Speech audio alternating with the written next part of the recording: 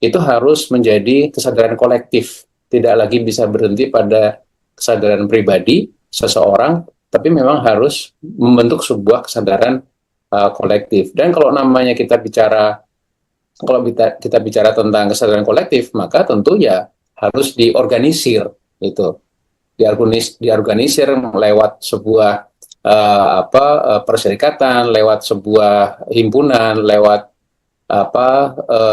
pergerakan begitu ya, yang kemudian itu akan memunculkan kesadaran kolektif tersebut. Oh, ada yang salah fundamental dan fatal, maka harus kita tobati dan kita rubah begitu.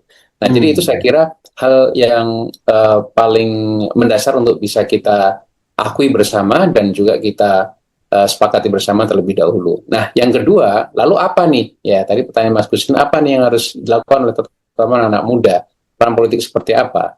Menurut saya justru yang sekarang kita lakukan sudah sangat penting, bisa dikatakan dalam tanda kutip darurat untuk kita lakukan, apalagi kita menghadapi suasana politik maupun ekonomi yang tidak kita bayangkan ya, terjadi seperti yang sekarang ya, rupiah melemah, kemudian negara sepertinya tidak mau mendengar masyarakatnya begitu.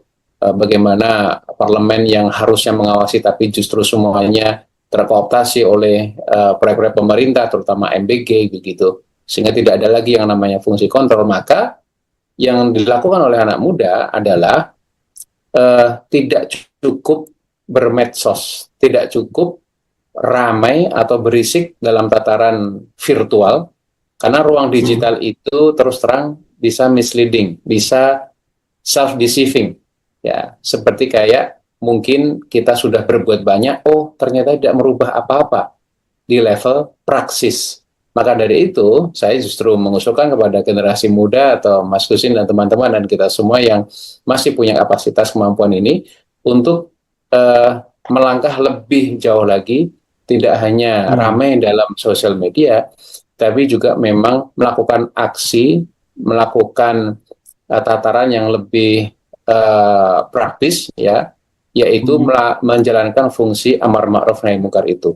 Itu adalah kewajiban kita sebagai masyarakat muslim, bagian juga dari anak-anak muda sekarang ini, di mana bermedsos itu memang tentu salah satu media yang bisa dilakukan, tetapi yang namanya negara itu kebijakannya itu impact-nya nyata, ya kan?